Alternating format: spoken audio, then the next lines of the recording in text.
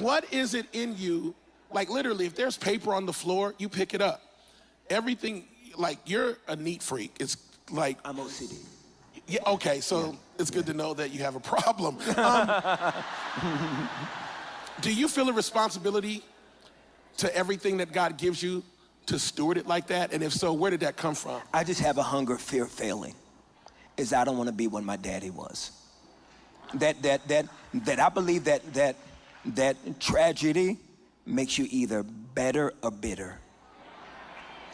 And we have the right, and we have the human opportunity to choose it. Now, the honor that you see me having my wife now, I have not always had that. I mean, my first couple of years, I mean, I was hell to live with, you know. I was a bipolar Christian and, you know, and ADD, ADHD and B, C, D, F, G and, you know,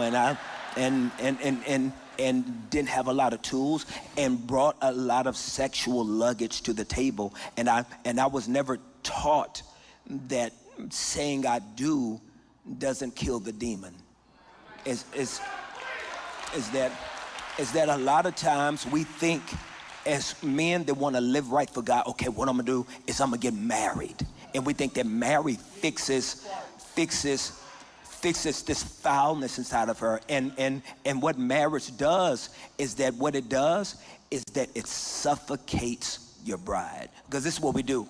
See, before a man gets married, if he's had sexual experiences, let's say he's been with this one woman, right? And let's say this one woman, just for the sake of conversation, no disrespect, but let's say this one woman is a freak.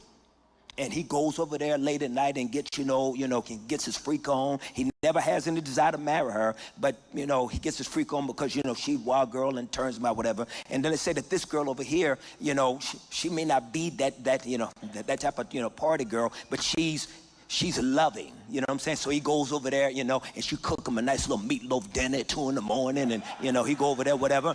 And let's say a little meatloaf sandwich with some chips. Bread. Yeah, with some chips. Some Lay's chips, red Kool-Aid. It's my turn, it's my All turn, right. it's my turn. And so, and then let's say he goes over here, and then let's say he's with his, maybe she was his first. You know what I'm saying? So he's got all this soul ties with her. You know what I mean? She don't really, it ain't like she dope, but that's his first. And so, and then like maybe she's, over, she's a good girl, you know what I'm saying? She's like, just whatever you want to do. I don't care what you want to do, whatever you want to do. So now he's got all these 5 spirits. And he's got all these 5 different personalities that have fed 5 different appetites in him. He gets married and puts the 5 spirits on that one woman.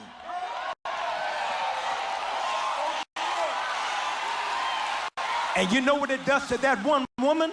When he puts the spirit on that 5 spirits on that one woman, it makes that one woman do this. And she's living her marriage with. He's with one of them.